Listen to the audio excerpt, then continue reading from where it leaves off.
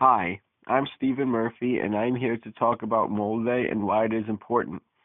A mole is a unit of measurement for a substance on the periodic table. It was first published by John Dalton in 1805.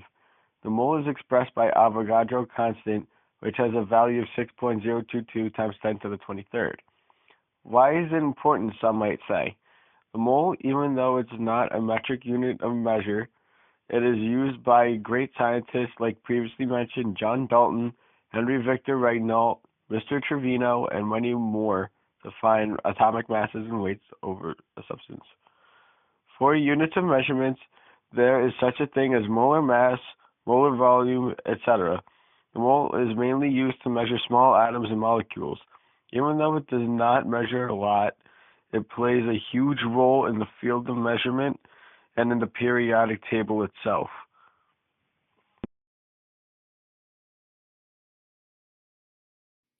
The mole was created by a large number of scientists over a long period of time in order to help them deal with extremely small items like atoms and molecules in grams.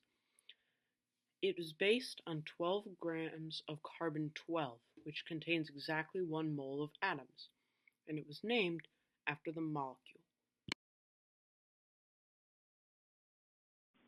You may ask, what is a mole and why are moles used? A mole is simply a unit of measurement. Like all units, a mole has to be based on something reproducible. The number of particles is Avogadro's number, which is roughly 6.02 times 10 to the 23rd. A mole of carbon atoms is 6.02 times 10 to the 23rd carbon atoms. It's easier to write the word mole than to write 6.02 times 10 to the 23rd. Anytime you want to refer to a large number of things, moles give us a consistent method to convert between atoms, molecules, and grams.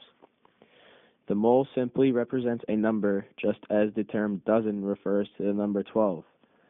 The mole represents the number 6.02 times 10 to the 23rd. For example, 4 grams of helium would equal 1 mole.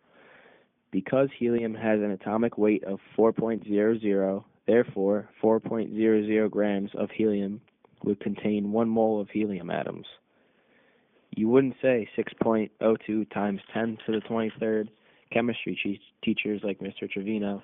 You would say a mole's worth of chemistry teachers. Instead of using the words trillions, billions, or zillions, it's much more easier to use the word mole.